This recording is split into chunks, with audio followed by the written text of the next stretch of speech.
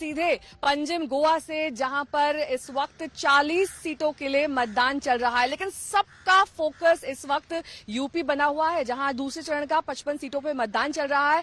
ये कहा जा रहा है कि 6.5 घंटे बीत चुके हैं, 1:30 बजे का वक्त है, सुबह 7 बजे मतदान शुरू हुआ था। अब तक 23% वोट डाले जा चुके हैं उत्तर प्रदेश में। तो ये बड़ी खबर उत्तर प्रदेश से आ रही है, जहां पर 55 सीट का मतदान दूसरे दौर में चल रहा है। पहले दौर में 58 सीटों पर वोटिंग हुई थी, आज 55 सीटों पर वोट डाले जाने हैं और अब तक कुल मिलाकर 23% ही मतदान हुआ है। 6.5 घंटे बीत चुके हैं। तो ये देखना बेहद दिलचस्प होगा कि क्या वोटिंग ये रफ्तार पकड़ेगी या फिर जिस तरीके से दिन चढ़ेगा और ज्यादा लोग बढ़ चढ़कर वोटिंग की इस जो लोकतंत्र का ये सबसे बड़ा पर्व है, इसमें शामिल होने के लिए मतदान केंद्रों पर पहुंचेंगे। लेकिन इस बीच आपको गोवा की बात बता देते हैं, क्योंकि गोवा की सियासत काफी दिलचस्प है। यहाँ पर 40 सीटों पर आज वोटिंग की जा रही है। सुबह से ही हमने देखा कि लंबी कतारें लगी हुई थी, जिससे महिलाएं बढ़ चढ़कर हिस्सा ले रही थी।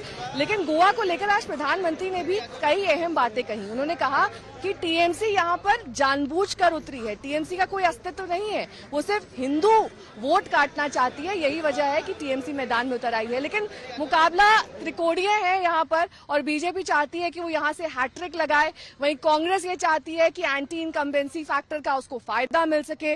लेकिन आज सुबह हमने देखा कि कैसे यहाँ के सीएम प्रमोद सावंत, जो कि सांकुलम से चुनाव लड़ रहे हैं, वहां पर वो वोट डालने के लिए पहुंचे। उसके पहले उन्होंने पूजा अर्चना की अपनी पत्नी के साथ, वहां पर वो पूरे विधि विधान से पूजा अर्चना करते हुए दिखाई दिए।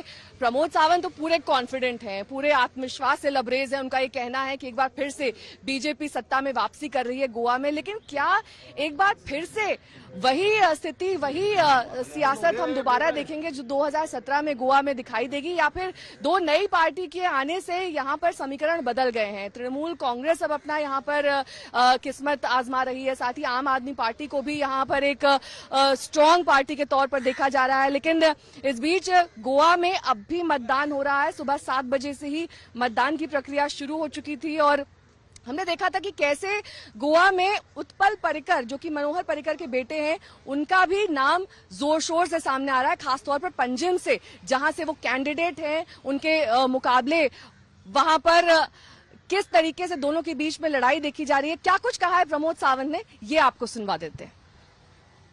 उत्पल भी नहीं विन करेगा और माइकल लोबो भी विन नहीं होगा। डेफिनेटली भारतीय जनता पार्टी की सरकार बन रहे, किसी को किसी के साथ बात करने की जरूरत नहीं पड़ेगी, क्योंकि यहाँ भारतीय जनता पार्टी की सरकार मेजोरिटी से आ रही है। सर, भाजप प्रथमच 40 जागावर निवडणूक लढवत है। अब भारतीय जनता पार्टी पहली बार 40 जगह पे इलेक्शन कॉन्टेस्ट कर रही है और हमें विश्वास है कि इस बार जिस तरह से हमने काम किया है तो पूरा बहुमत की सरकार हमें यहाँ पे मिलेगी। भारतीय जनता पार्टी की कार्यकर्ता और उनकी धर्मपत्नी इस नाते से मैं ये कहना चाहती हूँ कि हम साकली मतदार संघ से जीतेंगे ही, और उसके साथ ही डॉक्टर प्रमोद सावंत 22+ सीट लेके वो जीत के आ रहे हैं।